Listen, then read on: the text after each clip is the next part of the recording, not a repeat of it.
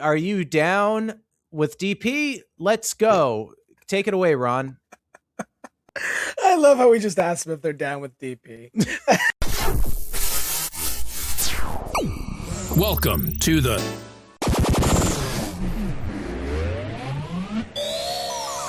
What's the Deal? Let me try that again. It's the Down with DP podcast with Robert Dunn and Ron Prendamano. In 3, 2.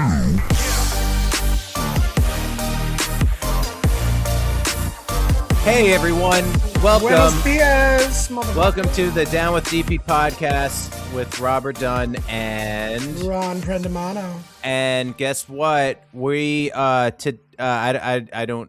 was gonna say what today is, but it's not gonna be the day that you hear it. So but welcome guys, welcome to the podcast. We are I'm back from a little vacay. We're here to discuss a few things. Nobody vacations in Utah. I don't know. Nobody Wow. vacations in Utah. That's I mean, you called it it a vacation. But it was kind of. I mean, it had pretty mountains and stuff. It's very beautiful. I've been to Utah. It's gorgeous there. But I went to a bar that was Johnny Cash themed. That was kind of cool. Shout out to a bar named Sue. Is that really what it's called? A bar named Sue? It is really. That's fucking a real great. place. That's it's a real great. place. A bar named Sue. That's awesome. I think they have more than one location too. So well, they've been everywhere, so you know. Oh, there we go, man. Man, that hurt. Yes. Well, we are going to be talking about some very important topics, like late night food. Like it's one of the big questions is backing into a spot douchey. Something about the crumble and being related to the New York City Marathon. This is going to be a direct message to the Crumble Company, which we both love. Is that why you're in Utah? Yeah. Also, something that's always not bothered, but always like lived in my head rent free was a question about your own age. So we can get into that too. But yeah. So man, I don't even know. First of all, I think we should actually first acknowledge this. Shout out and sending out some love to the Catherine O'Hara. Who was everyone's mother. Oh, God, that one hurt. That one hurt. Definitely my little hurt. millennial heart. That hurt. Yeah. If Robin Williams was a father figure, Catherine O'Hara was the mother figure. I mean, that one hurt. Mm-hmm. Yeah. Do you have any, I mean, I know everyone does. Do you have any favorite Catherine O'Hara, like movies or just appearances? Obviously Home Alone comes to mind. You know, that's if you ask any millennial, that's childhood right there. Both Home Alone movies.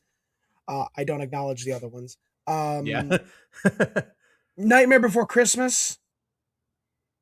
I mean, she does Sally's voice. She also does she does one of the trick-or-treaters. What is it? Is it Shock? Shock, that's her name. Yeah, I was like, it's either Lock, Shock, or Barrel. I forget. Yeah, I don't even know if I got it right, but it's one of those.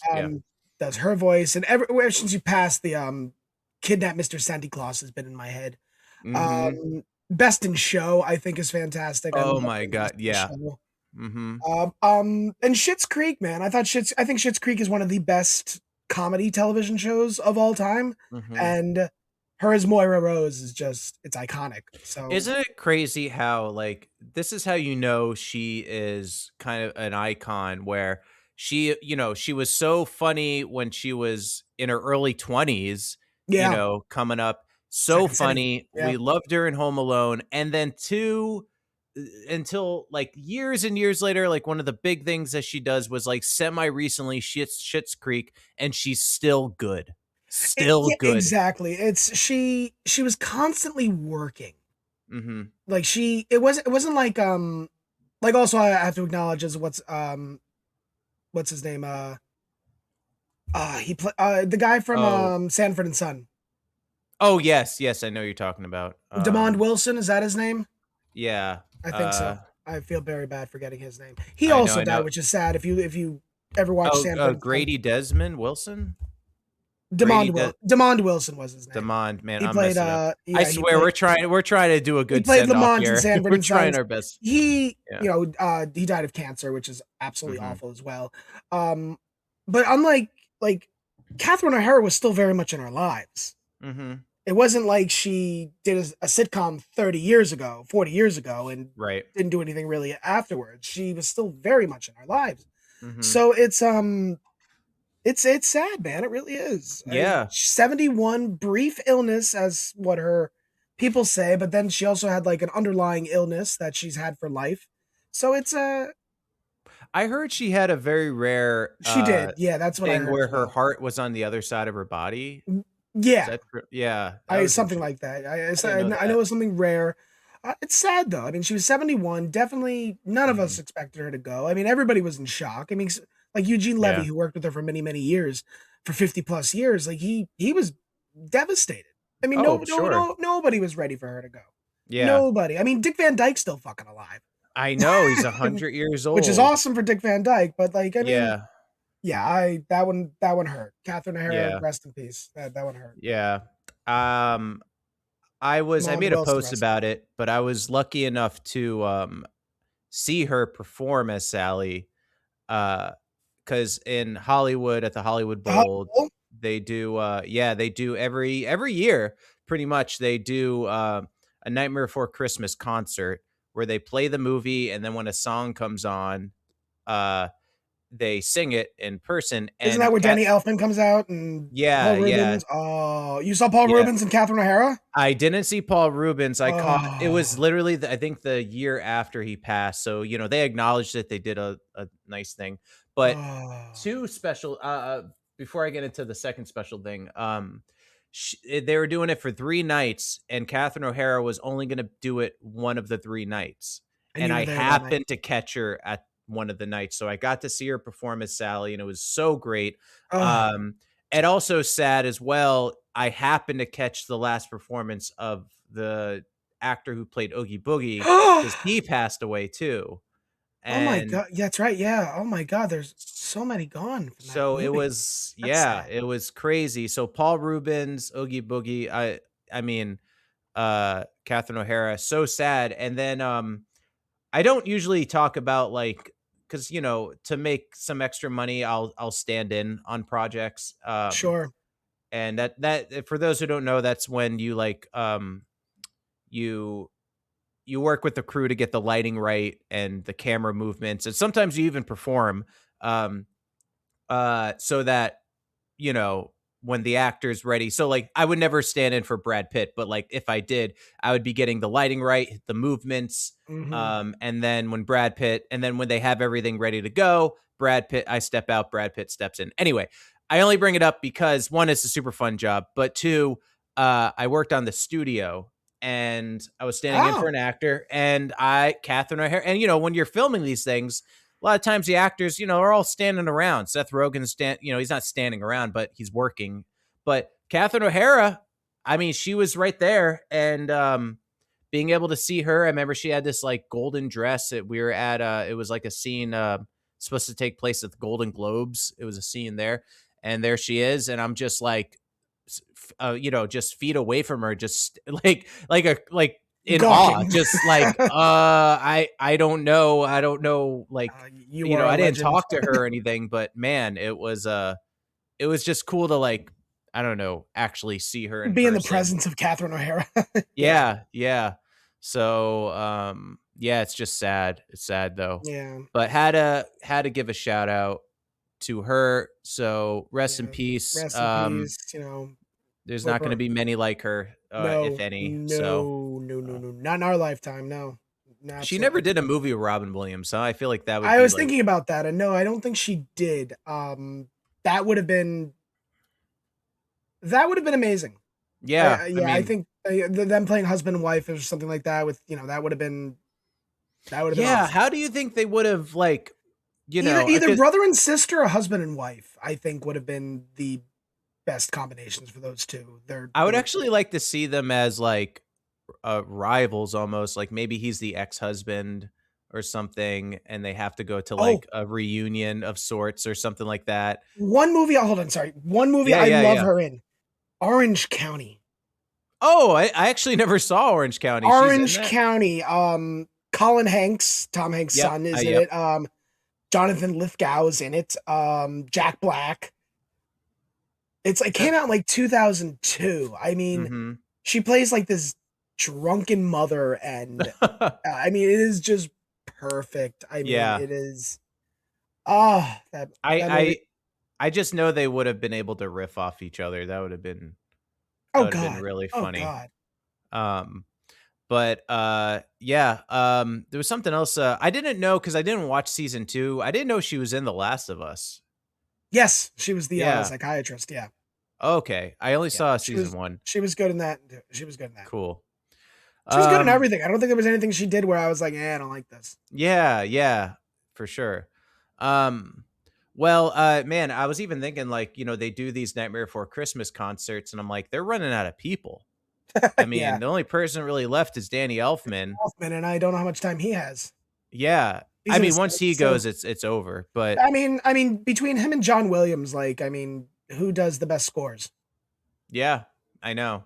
I mean, I guess we still have Zimmer. I like Hans Zimmer. Yeah, that's true. But there are actually some good ones. Like, there's some younger folk. There's some younger kids. The younger folk are.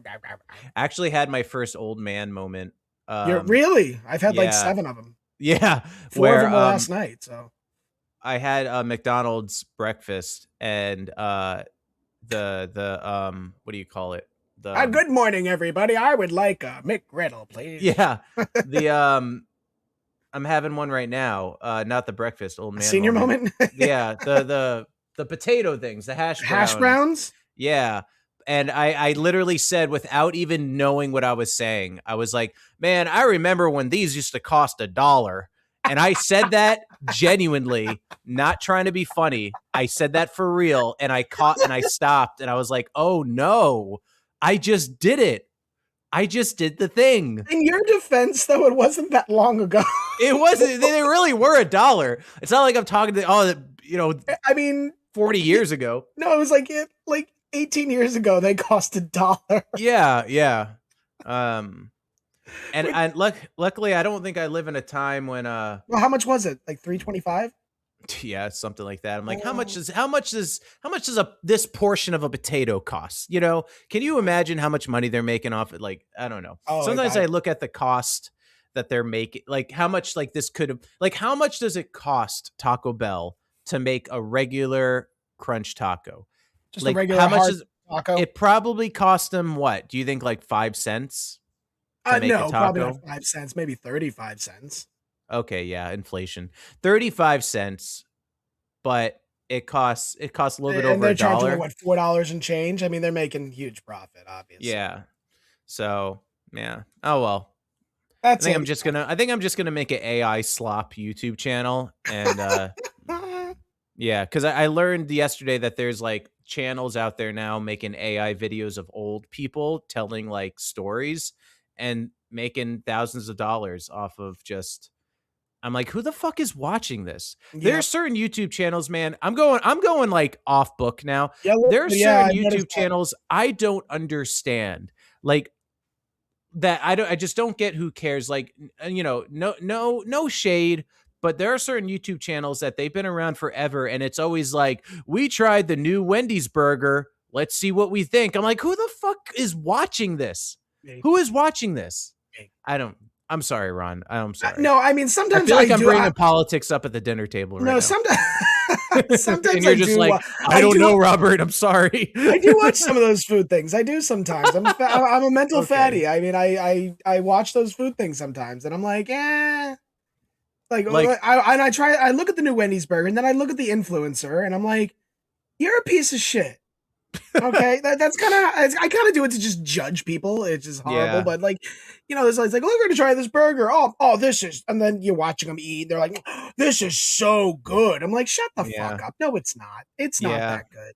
I like Wendy's. Too. Wendy's is probably my favorite fast food. Oh, mine too. Yeah, Wendy's is king. As far as like burgers and stuff, if you throw in Taco Bell, it's a different conversation. Yeah, Wendy's is king for sure. But yeah, I'm also a hypocrite because I'll watch certain videos like that too. So, that's me, Ron. I love to complain, and then I do the very thing I complain about. I know. So, but I admit it, which makes me a really good person. Sure, we'll go with that. Makes you a good person.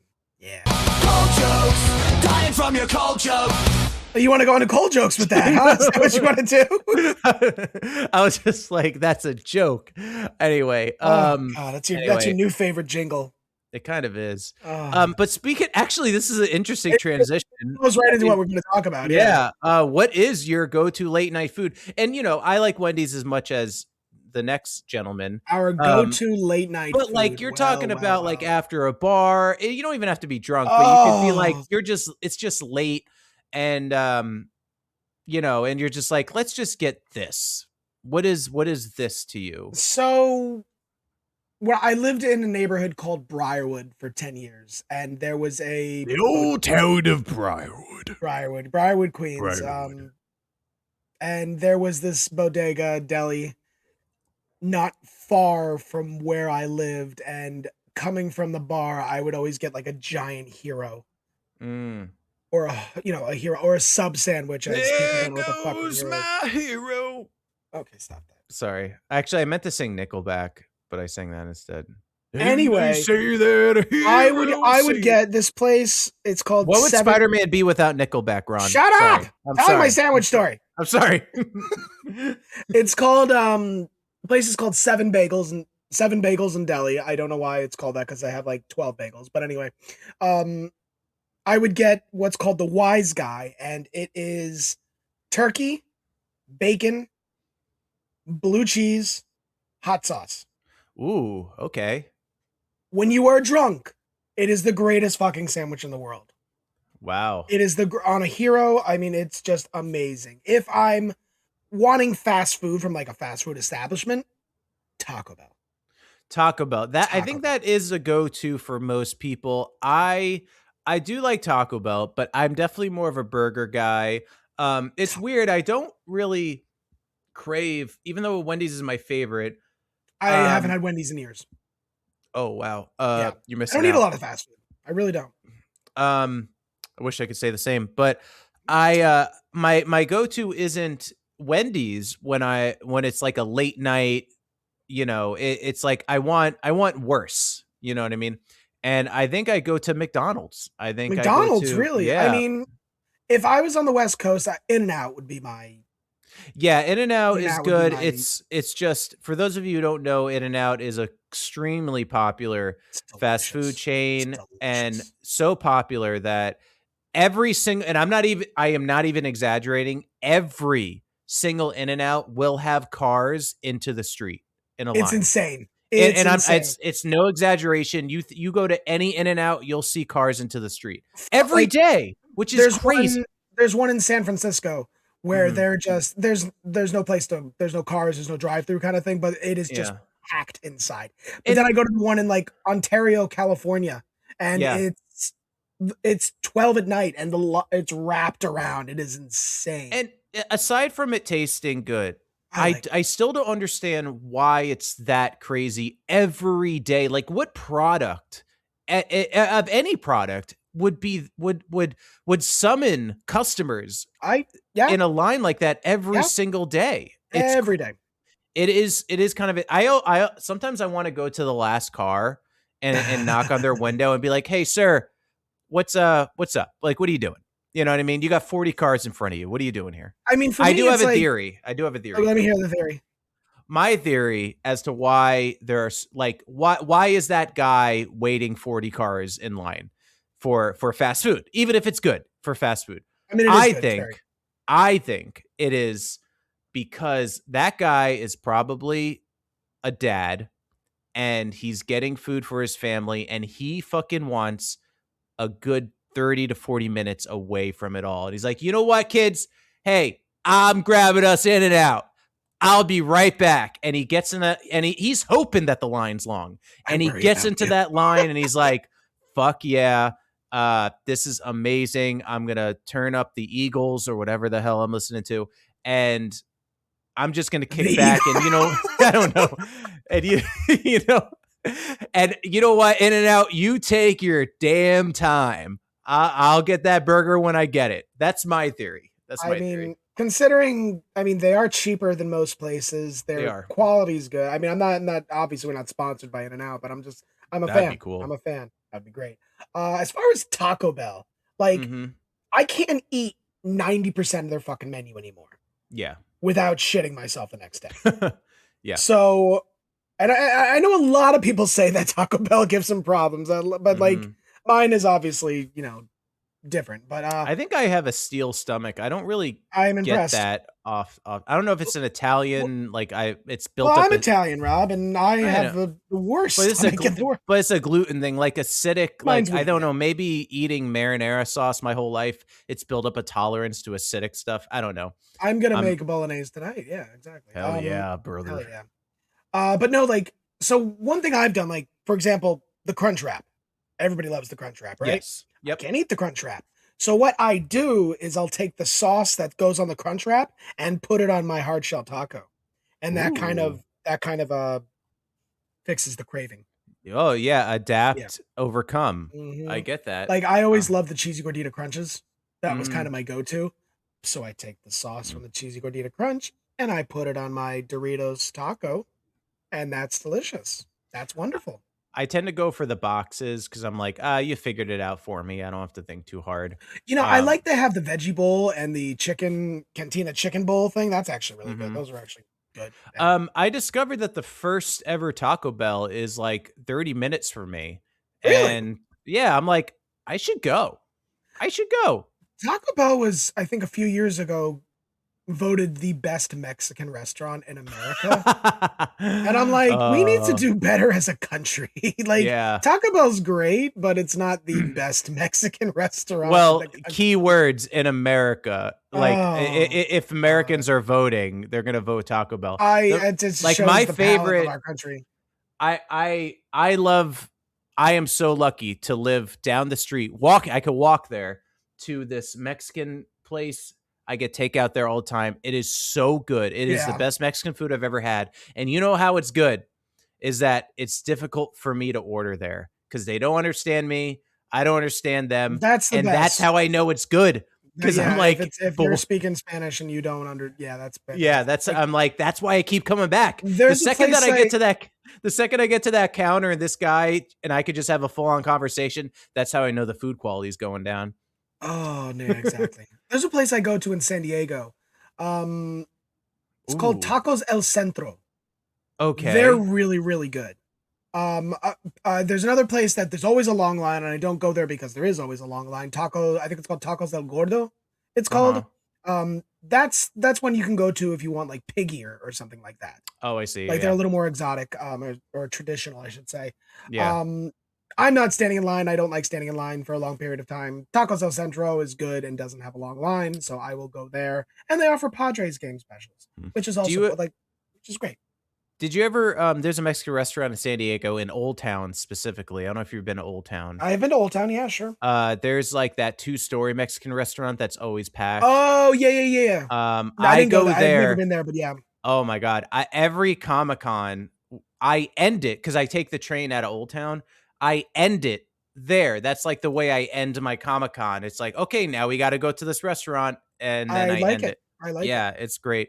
Also, really quickly about In-N-Out. One of the kind of the gripes. Nothing about the tacos. Let's go back to burgers. Yeah, In-N-Out is it's kind of known to have secret menu items. Bullshit. But I have an argument. I mean, it's not secret, but it's so. Let me, if I can elaborate. They're not secret menu items. They're just quote unquote secret alterations to their already established items. Yep. So if you get animal style on your burger or your fries, that's when they add Thousand Island dressings and some other stuff, and it's delicious. But it's not a secret item. Like secret item to me would be like In-N-Out does not have chicken sandwiches. Secret item would be like, oh, let me get the In-N-Out chicken sandwich. And it's like, shh, don't say it too loud. But yeah, we'll do it for you. I think they throw. I blame In-N-Out actually because they were the one that's like secret menu, and now everybody's got a secret menu. Yeah. Also, I think the word hack has been thrown around a lot with fast food.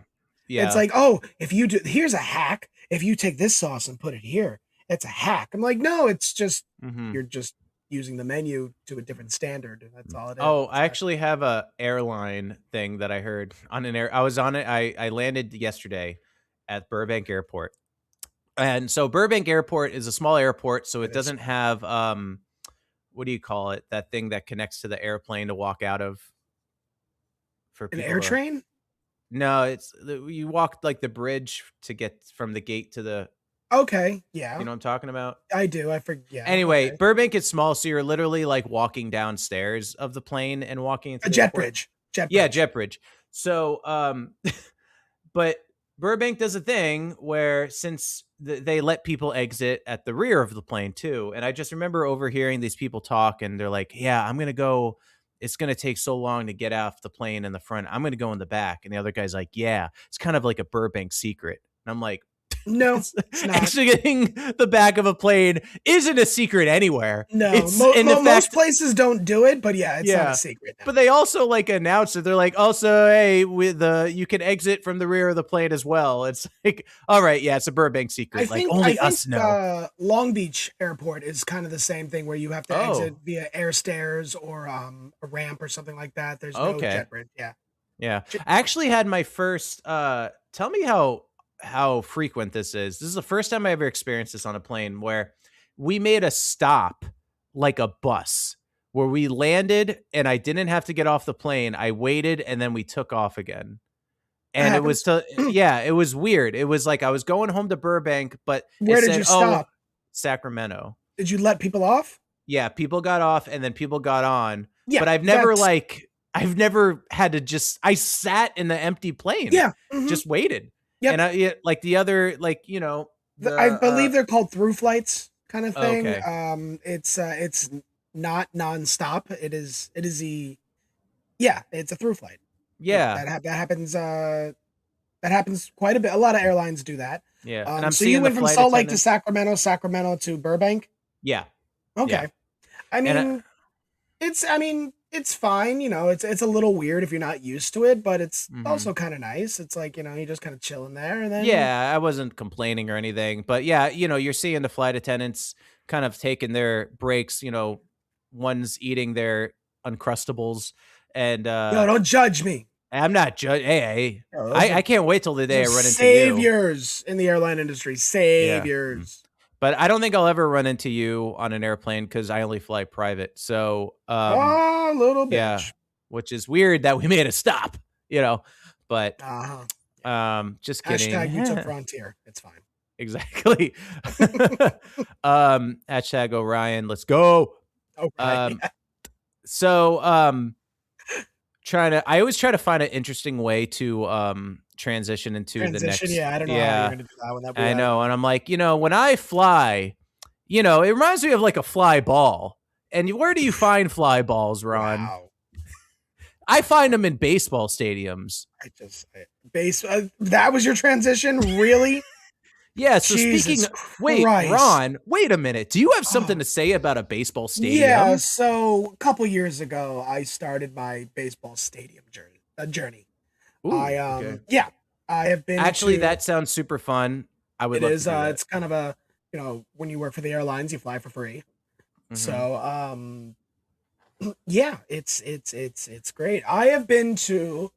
Let's see. I did very poorly last year. I did not go to many places last year. Actually, I didn't go anywhere except for like Yankee Stadium and Citi Field. So, which are both in New York. I have been to San Francisco. Okay. Opening day a couple years ago. I have been to Seattle. Okay. I have been to Arizona, Chase Field. I believe it is Chase Field. Let's see where. Yeah, that's kind of it. And then previously, before I started this journey, I have been to Tropicana Field in St. Pete. I have been to San Diego, Petco Park. That's a great stadium. I've been to Fenway in like 2005. I went to Fenway. So the ones that I've went to before this journey, I have to redo again. Where else? Obviously Yankee Stadium, Citi Field, Fenway Park in Boston. I went to the old Atlanta Stadium, Turner Field, so I have to redo that one. But yeah, I can't use my phone right now because I'm using the camera to look everything up. But yeah, I've been to about 8 stadiums, about a third of the way done, I think. Yeah. So this year is a big year trying to knock out a bunch of them. Trying to do both in Chicago. Ooh. Okay. I'll be in Chicago this year. When will you be in Chicago? I think March. Okay, I'll be there in April. Trying to do both in Chicago. And it's kind of cool because the White Sox play the Rays, which is my team, the Rays. And then the next day, the Cubs play the Mets, my second favorite team. So that's fun. I want to go to Philly, Boston again, and Pittsburgh. Those three I want to go to. And Milwaukee I want to try to hit. And Miami. I'm trying to do Miami. Okay. As well. But also, like, you know, a lot of stadiums are in the Northeast. They're close by. So I should be able to hit, Baltimore and D.C. very easily as well. I think you'll hit a home run. That's You're adorable. Oh, my God. My favorite park I've been to. My favorite park. I didn't ask that. I'm telling you, though. Oh. My favorite. The way you said it, you're like, oh, my favorite, Robert? Oh, no, that's glad not you how I asked. said it. No. We'll play it back. Play it back. Probably Petco Park. Okay, I do like Petco Park. I think slightly better, though, is Citi Field, where the Mets play in Queens. And I forget, have you been to Dodger Stadium? I have not been to Dodger Stadium, no. In the event that I go, I will let you know. Cool. So we can go together. Yay. Whether they play there or not. Like you will, even though I'm going to be in LA tomorrow, you're not going to come visit me. Are you really? Yes, I've told you this. Wait, where in LA? Redondo Beach. Is that LA or is that like a far drive? Oh yeah, that's kind of. Oh, it's a far drive. But if you listen to our previous episode where, Rob's like, maybe it was behind the scenes. Rob said this, but he told Thomas that, I'll come visit you. Sure, I'll come anytime. But me, no. Fuck Ron. I said that to him. You did. I don't even know who he is. Let's see. How far is it from me? Let's find this out. It's a bit of a schlep. Yeah. Yeah. Oh my God. Thomas's movie just sent an email. So that's kind of funny. Oh, yeah. It's over an hour drive. Yeah. It's a bit of a schlep for you. Yeah. But hey, whatever. But if I was in Hook, he would have came to visit me, but it's fine. We should meet up in the middle. No. Okay, cool. I even looked at public transportation and I'm like, no, it's going to take me 2 hours to get to Rob. I'm good. That's true. Well, here's a question that like kind of struck me the other day because I've worked at places that all different kinds of age ranges, Surely. Even like people that just turned 18 entering the workforce and meeting them.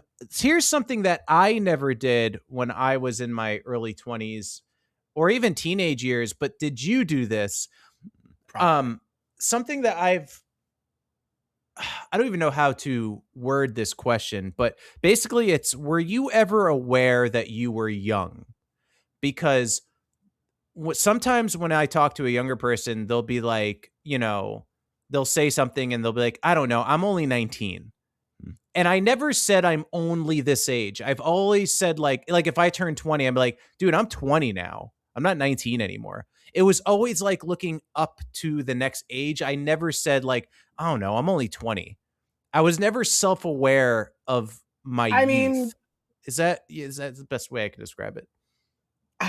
I'm sure I've said that before. I'm only this age kind of thing. Mm-hmm. But I kind of have the same mentality. I'm always looking forward rather than like, I'm only 19. It's like, no. Like I remember arguing with my mom as a kid, like, no, Mom, I'm 17 now. I'm barely like, and then of course my mother's like, oh, he's 17, he's a big boy. I'm like, and then my sister made fun of me too. I'm like, you're younger than me. Shut the fuck up. But I can see that. Yeah, right. We're still young. Consider. Even though like but I just never think like I'm middle age. 38 is like apparently the new 40. Like 38, it's like, oh, half your life is gone. I'm like, well, yeah, you're probably right. Oh well. No, I'm sure I'll be here for another 50 years. Probably. But God damn it, when you think about that, it's like, holy shit, another 50 fucking years. But do you think a lot of it came? Because I remember like kids movies, and it's kind of silly to look back now, but the kid would be like, "Come on, Mom, I'm."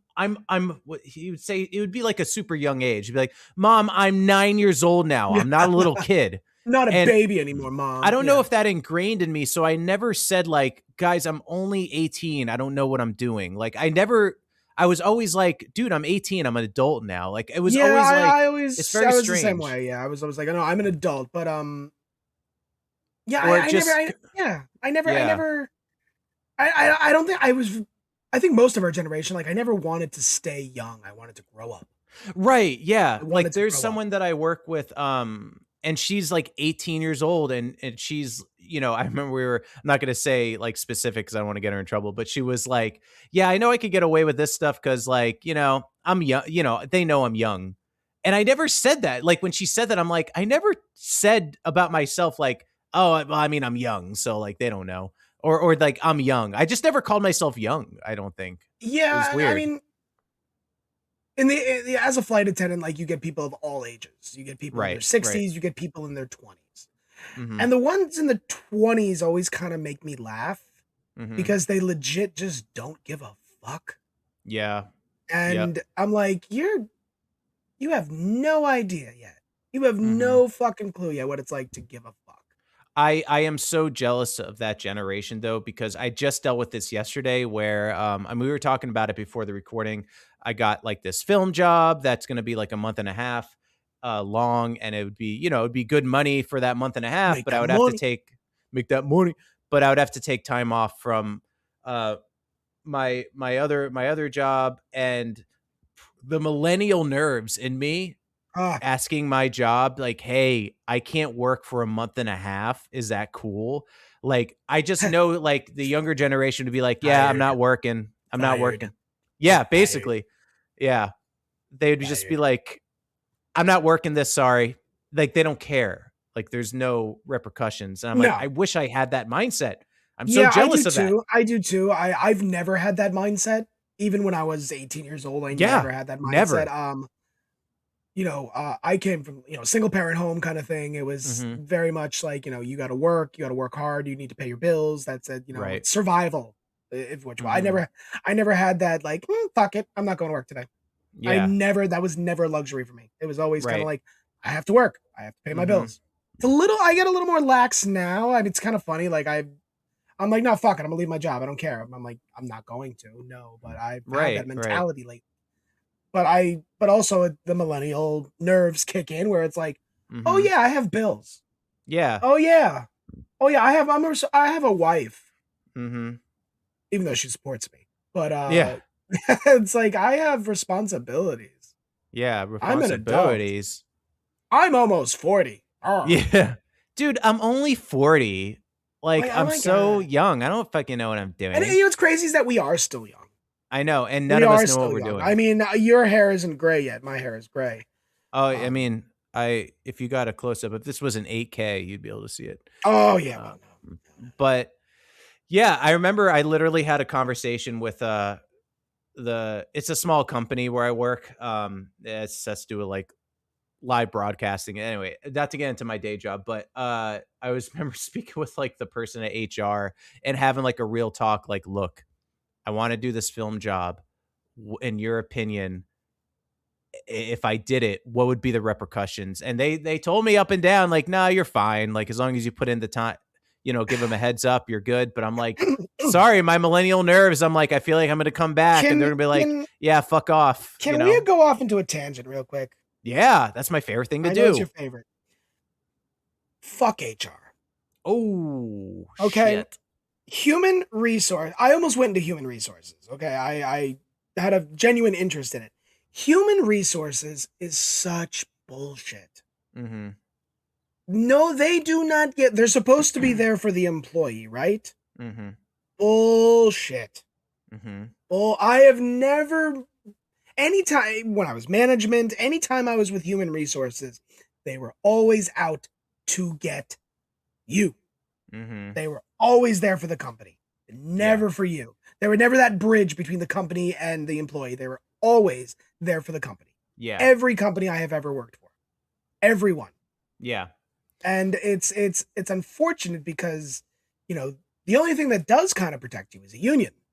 And even unions sometimes side with the company. Yeah. So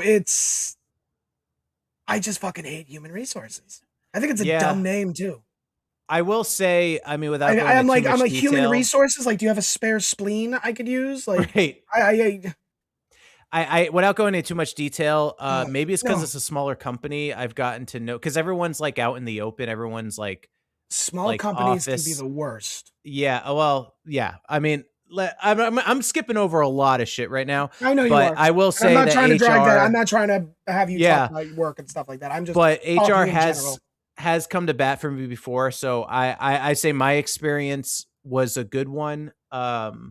So I can't talk too poorly about this HR, but I got pulled into the. I made a meeting with the office to try to get to know the director of operations because he was. I'm not going to say what company it was, but it's not the one I'm working for. But he was friends with the manager I was working with. Okay. Yeah. And I went in there to try to get to know him and to try to explain my story. I walk out of there with a final warning that I'm about to get fired. Okay. He like babied this other manager that I worked with. Okay. And eventually, and then the general manager also came after me. They just made me look like shit. Okay. They did everything to try to get me fired. Right. I eventually got another job and left. Right. About 2 months later, this is where karma kicks in. About 2 months later, I find out that the general manager and the manager that hated me were caught in the back storage room fucking. Oh. They obviously got fired. Okay. They got fired. Yeah. And then the director of operations, that guy, he got fired too. Okay. For something different. But yes, he also got fired. Yeah. So it's like I eventually did go back to work for that company again later on. But it wasn't it obviously wasn't me. Yeah. But my point is, it's like management sticks to, and I've known this from being management sticks together, and then they get the HR is always going to side with management versus the employee. Usually, not always, but usually. So yeah, human resources is bullshit. Yeah, I definitely agree that management. And there are good together. ones out there. There are good ones out there. There are good people who do the job. They actually make the bridge between corporate and the employee, and I appreciate that. Right. Most of them do not, because at the end of the day, it's their job. Yeah. The way I was described by the HR that I work with was that they can take reports, they make suggestions, but it's really up to the company whether they want to listen to them or not. Yep. Which is bullshit. But yeah. So, because they don't like own the company. It's not like they're an outside company coming in to, be that bridge. Like I said 1,000 times, you're hired by the company. Yeah. You're obviously going to work for the company. Yeah. And take the company's side. Horseshit. Yeah. Or they're going to get a new HR person. Exactly. But while we're up on a positive note, I thought that was a sound effect. No, it was like, I have a cold joke for you. You do? I'm so bad. I did not make a cold joke. That's okay. However, I do contribute every week with a Fire Robin beer, so it's fine. That's true. You do drink in the mornings. It's not morning. Oh, it's after 12. I can drink. There we go. But hey, guys, we're going to get into a segment called... I don't drink in the mornings. I mean, if you consider after midnight the morning, then yeah, I guess so. Cold jokes, dying from your cold joke. Oh, that's right. It's your favorite. So, guys, I wrote a cold joke that I hope Ron pronounces correctly, because that's kind of the whole punchline. Florida education. But anyway, I was in Utah and I got inspired by a joke. And this is so here is my cold joke. Bring it, Ron. Bring it. Take it away. I don't know that first word. I'm just kidding. There's a documentary called Kept Sweet, Obey, Keep and Pray. Sweet. Keep Sweet. Oh, keep. See? I fucked up already. Cool. Keep Sweet, Obey, and Pray, about a secluded Mormon cult exposed for marrying underage girls to much older men. Okay. Suddenly the name Brigham Young feels less like the name of their prophet and more like a business model. You were gonna say Brigham Young. I thought you were gonna be like Bridgeham Young. No, Brigham Young. I mean, you said it's so good. Too. If you watch sports, you would know that there's BYU, Brigham Young University, Oh. Yeah. Okay. Yeah, but you don't. No, I don't. Yeah. Wow. That's Yeah, funny. that was good. And you even you really put it like that's the whole point of the joke. So good job on that. But yeah, that's the one cold joke we have. So, that's it. but it's okay. You've come in with multiple, and I have like one or none. So yeah, I've done great. So I get a break today. But yeah, we're gonna get into some penetrating questions. We got 3 to go with. But in the meantime, something that I heard, which is kind of like a known thing about backing up into parking spaces, are they douchey? No. I would have the argument that they're not, and necessary sometimes. Yes. Because here's the thing. Because I saw like a Instagram reel about someone pretending to be someone that always backs up into a parking spot.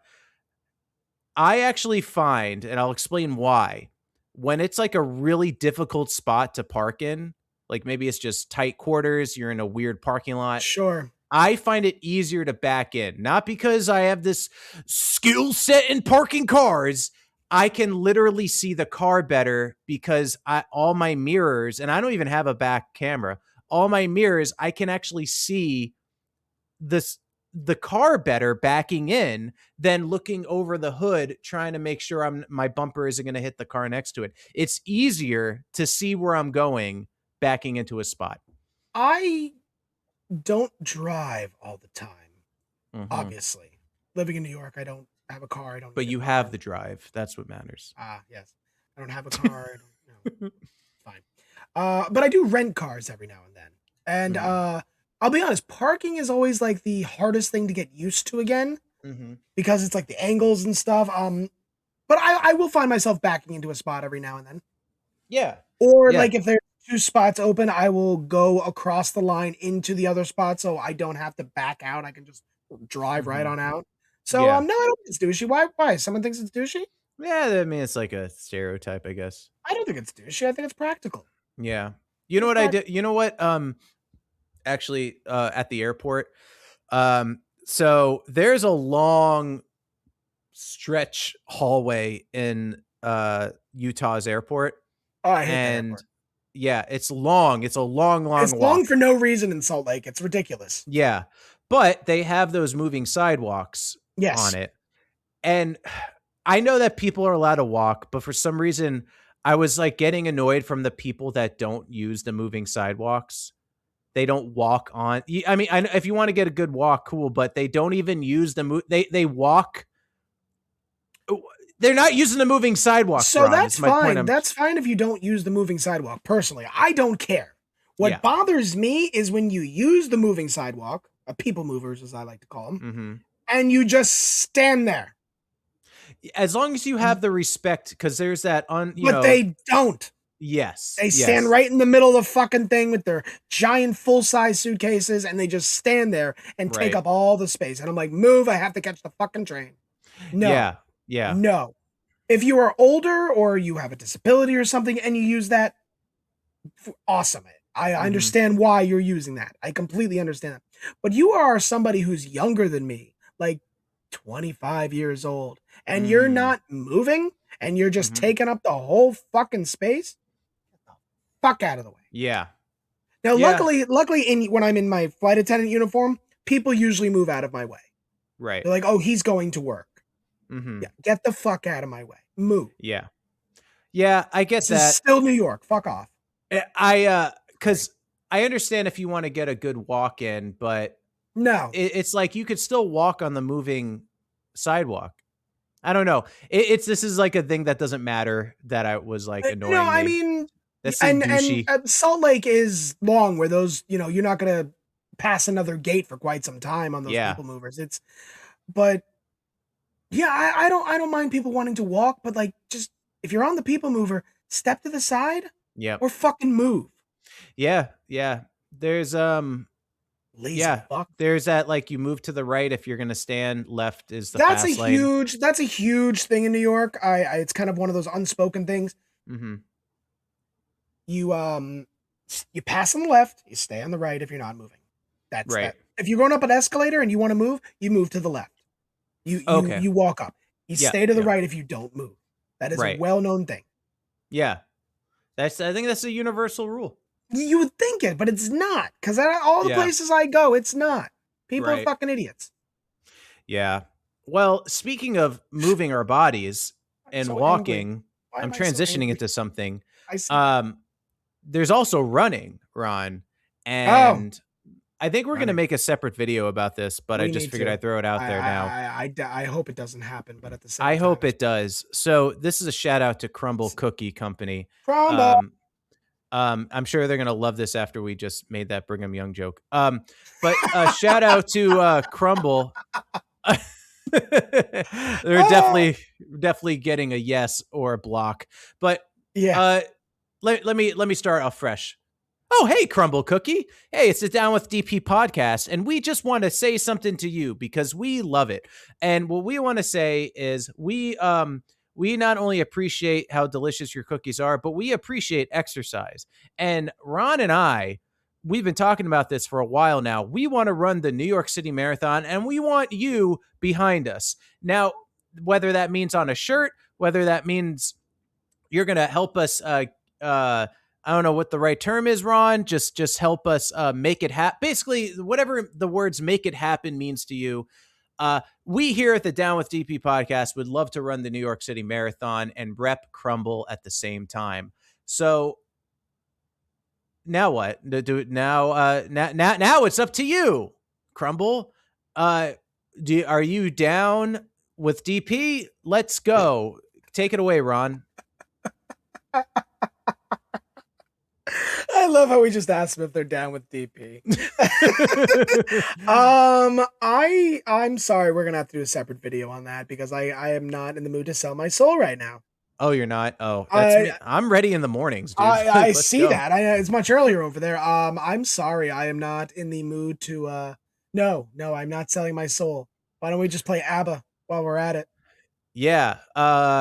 So you probably didn't hear him, but Ron said he agrees with everything I just said, and more. So anyway, with that said, but only because I know we're doing a separate video for this. This is why I'm not. I know. Right now. But I just want to let the listeners know that we want to run the New York City Marathon, but we want Crumble to back us up, brother. So shout out to Crumble. I love how that was a joke, and now it's a potential thing. Like we actually might make this happen. Yeah, guys, send out a tweet to Crumble Instagram. Let them know that Down with DP podcast. Yes.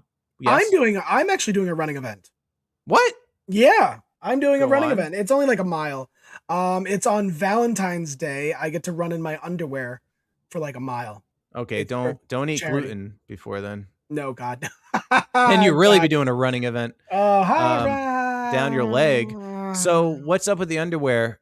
It's called the Cupid's Run. I forget what the cause is for, but my friend Lynn, it's her birthday, and that's what she wants to do. She wants everybody to run this event for her birthday. So okay.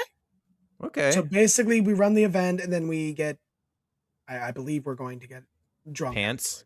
Oh, okay. But like we have a personal theme, and it's feral animals, and I'm dressing up as a cat. Okay. So I don't know how that's gonna look. I'll send pictures, I guess. But yeah. All right. Well, it's gonna be fun. I think that would be fun. What's everyone else? What other animals? Cats and I think Jess and I forget what they're gonna be. I think somebody said a frog. I'm like, what's a feral frog? But I don't know. Yeah. Okay. Well, I can't wait to see that. It's gonna be fun. I think it will be fun. We're doing it on Valentine's Day. It'll be fun. Aw. Yeah. Now that is romantic if I ever heard it. But guys, we can get into we have 3 still. 3 what, you ask? Well, I'll tell you. It's 3. Tell me, Rob. Penetrating questions.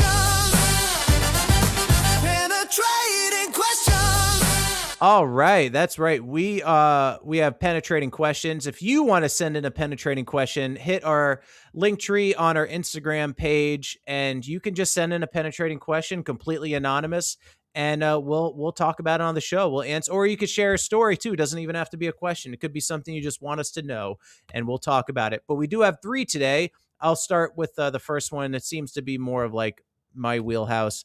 Surely. This comes from the name is Interested in Tech.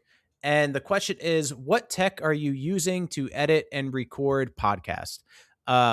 Well, there's a lot that kind of goes into this podcast. I wish I was, I don't want to say lazy, but I wish I was chill enough to just hit record and then upload and never have to think about it again.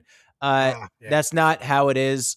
We do use a hosting site to record the podcast on the video, but I then take it afterward and I do my best to clean it up to balance out the audio, and that I usually use an Adobe Audition. And then for video, which you can watch videos of the podcast, that will be on YouTube and Spotify, and that I will usually use Premiere.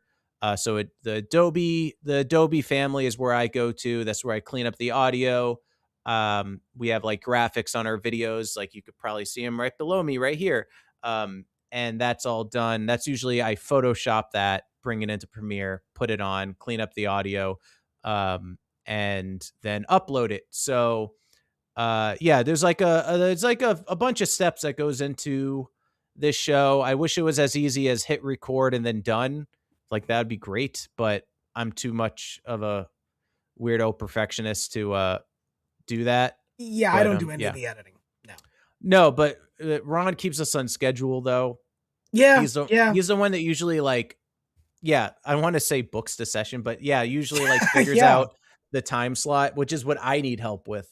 So, so that's kind of how it's done. And we both write the episodes. Then we both come up with the ideas. Some episodes are more me heavy, some episodes are more you heavy. And then there's a whole other process for the clips. We try to post clips every day. That's kind of how it is done. If you have any more specific questions about it. Did you want to say the program that we use to record? Oh, sure. Yeah. I mean, we use Zencaster. That's our go-to right now. That usually gives us like the raw, just like audio. I get the video from it too. And then I bring it to Premiere and I try to make it sexy and try to make us sound better. And there's no hope for me. Yeah. Maybe I'll even do like, I don't know, maybe I'll do like a test. Like, so this is us when I don't add anything to it, any of the audio. This is how it sounds. This is how it's back. And now it's back and it makes it sound a bit better. Better. Yes, exactly. But yeah, good question though. Next question. Do you want to? I will do it. All right. I will do it. Let me see. This is from Poke Girl. Okay. And she says, how are you feeling about shows based on video games such as The Last of Us and Fallout? Do you feel like the wanting to play the games when watching from TV shows or movies?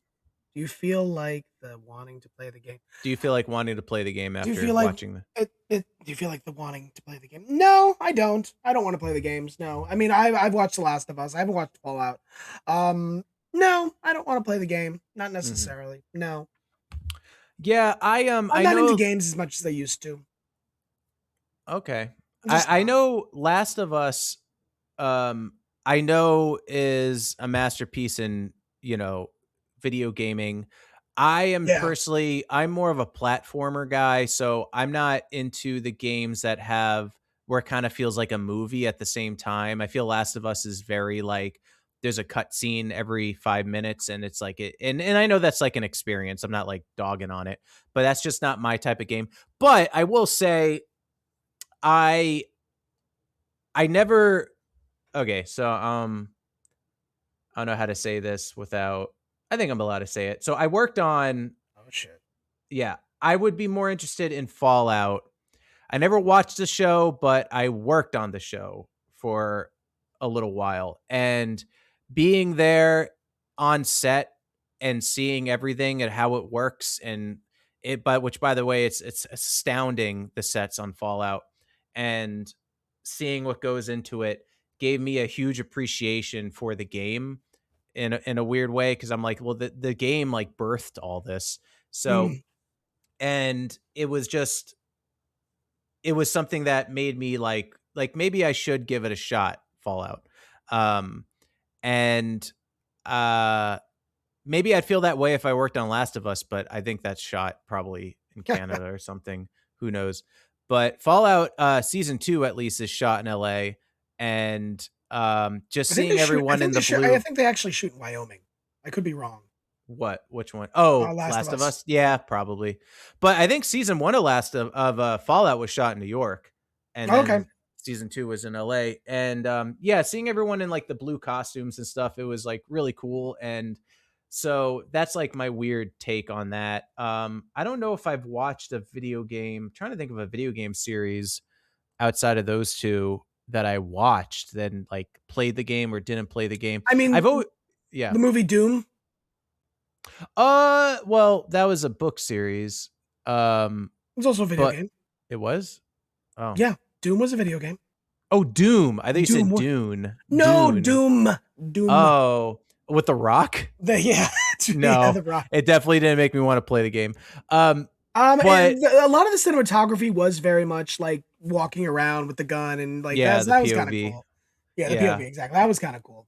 I always wanted to see a cinematic take on BioShock, which was a game series I absolutely love. That is such a cool game. But anyway, Pokegirl, great question though. Yeah.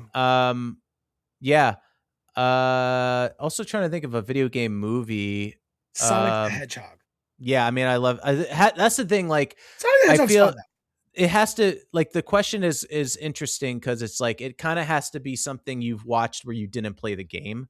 And I've played Sonic and Mario and all that stuff. So, but yeah, great question though, Pokegirl. Appreciate it. Girl. And then last but not least, this is simple and sweet, no pun intended. Natalie Rush writes in and says, "Sweets or savory?" Go ahead. I mean, go for it. I'm a savory. I prefer savory things. Sweet is great. I do have a sweet tooth. Cookies can sometimes be a weakness for me. Tate's chocolate chip cookies. Their gluten-free cookies are phenomenal. So I will go there. Also, there's a lot of good bakeries where like Bub's Bakery, top 9 allergen free. They do these amazing cinnamon rolls, and I mean, like, I'm putting them up there with like any cinnamon roll. Okay. Like, they are phenomenal. So I do have a Posh Pop, but then like I like a good bagel. I prefer if I have a cookie or a bagel, I'd go with the bagel any day. Yeah. So I prefer savory things like a sausage roll or a cream puff, like a sausage roll. I think I'm more sweets, but it really depends on what I'm like. It's funny because breakfast I like savory. I don't like seek out French toast or anything, though I like it. I don't. Yeah, no, I haven't had French toast in God knows how long. Yeah, but, I definitely have a sweet tooth for sure.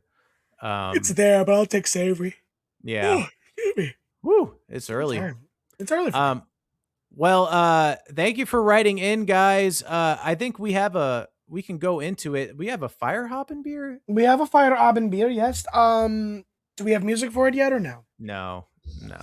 But I'll work on it. This one, I got to talk to my composer. Yes, Danny Elfman. This is very special to me. This is you cannot find this outside of New York. Really. It's a hard seltzer, by the way, which I don't do seltzers too often. It's a dirty water hard seltzer. Oh, I like the name. Yeah, dirty water. It is 0 sugar, 0 carbs, 4.5% alcohol by volume, 90 calories, obviously gluten-free. It's a New York company. I think it's distributed. It's manufactured by in Vermont, but it is made in New York. It's not. It doesn't have like. It's not like, oh, what flavor is it? Like, no, it's just this is the flavor, and it's notes of pear, citrus, and malt. Okay, it's very unique, but it's very tasty. I enjoy it. I wasn't going to drink this right now, but I'm going to drink it right now because I'm thirsty. Okay. That's the only reason. And why drink water when you can drink dirty water? Dirty water. It is a local company. The guy's very active on social media and stuff. It is clear. I mean, pouring into a glass isn't going to do anything. It's clear, as you can see. Oh, cool. It's clear. Ooh. Doesn't look dirty at all. No, it's it's very unique. But I like it in the sense, like, one thing I don't do anymore, obviously, I don't go for, like, a beer or something like that. Mm-hmm. And beer has its own unique taste. This Right. has its own unique taste. It's not like a High Noon or a White Claw where you're drinking peach or watermelon or something like that. This is the flavor. Okay. And cool. I like that. So nice. And 4.5, I like the fact it's on the lighter side. I don't need to, get drunk after 2 drinks. Right. Gross. Yeah. And that's room temperature too. I forgot to put in the fridge. But all right. Room temp beer in the morning. Love it. It's delicious. Well, guys, thank you for listening in on the episode. We do ask you, if you are a fan, if you are a listener, to share out this podcast. We are trying to expand our horizons here. The more it spreads out, the more penetrating questions we get, the more interaction we get with our audience. I find that to be really fun. Also, any topic suggestions, by the way, we're open to. Yeah, seriously, topic suggestions. Yeah, which could very well be a penetrating question. Feel free to write in, even in the comments, if there's a topic you want us to talk about. We'd love to. So this goes out to you guys. You can always email us as well, downwithdppodcast@gmail.com. Yep. You can always do that. I do check them every day. I do check them every day. I don't know if you do. Yeah, you're the email person for sure. You're good with the emailing. I don't respond to them because I'm like, Rob, respond to this. I'm going to be a dick. Yeah. But send us a DM as well on Instagram. Yeah. I'll check those. And you can always go to if you're one of my personal friends, you can always, personal. Oh Instagram yeah. If you know us personally, feel free to message us personally. But yeah, thank you so much. Yeah. Send us a letter in an envelope with Down the with stamp. DP Podcast, PO Box 752. No, I'm kidding. Yeah, exactly. Burbank, California. No, I'm kidding. That's not right. real. That's not real. Do not. That is not real. Do not. That person doesn't know who we are. Poor Jimmy Fallon's gonna get shit mail anyway. Yeah, write to Jimmy Fallon and tell him to send us a penetrating question. But guys, thank you so much for listening, and we hope to see you on the next one. And until then, bye. Hey everyone, thanks for listening to today's episode of the Down with DP podcast. If you want to support what we're doing, please head to our Patreon, where you'll get bonus content, extra access, and other cool perks. We'd seriously appreciate the support. You'll find all the info on our Instagram at DWDP Podcast and on our Facebook under Down with DP Podcast. Got a question or topic you want us to dive into? There's a super easy anonymous form linked right into our Instagram bio. Send it in and you could be the next penetrating question. Or you can email us at downwithdppodcast@gmail.com.